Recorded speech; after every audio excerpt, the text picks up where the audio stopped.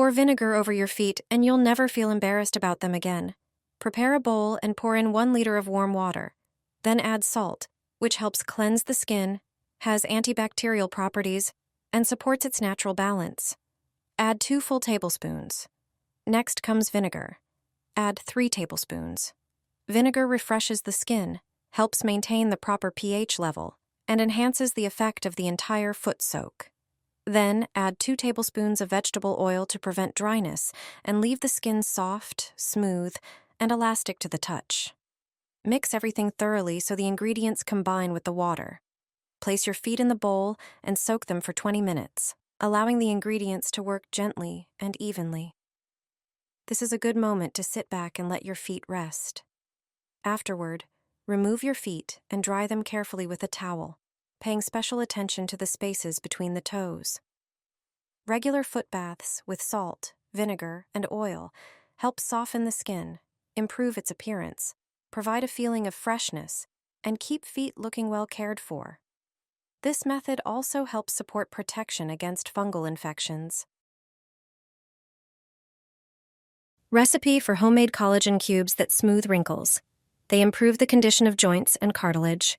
Pour about 1 1/4 cups of water into a pot and bring it to a boil. Add a few tea bags. Tea contains antioxidants. Reduce the heat.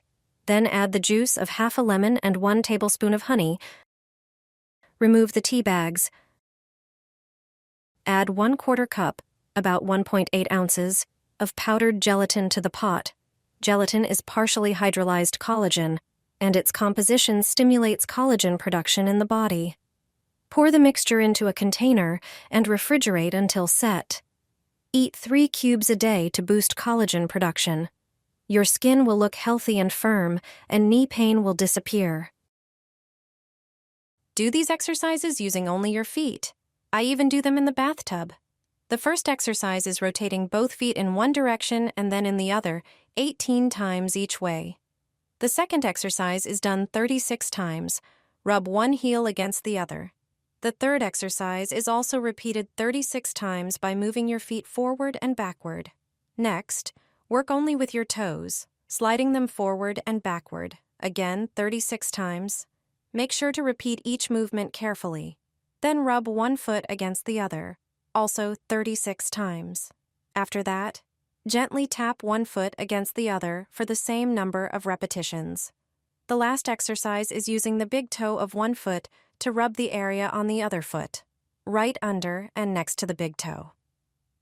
Each of these movements improves circulation, strengthens the small muscles in your feet, and releases tension that often makes walking uncomfortable. With regular practice, your foot joints become more flexible and the whole foot works more efficiently.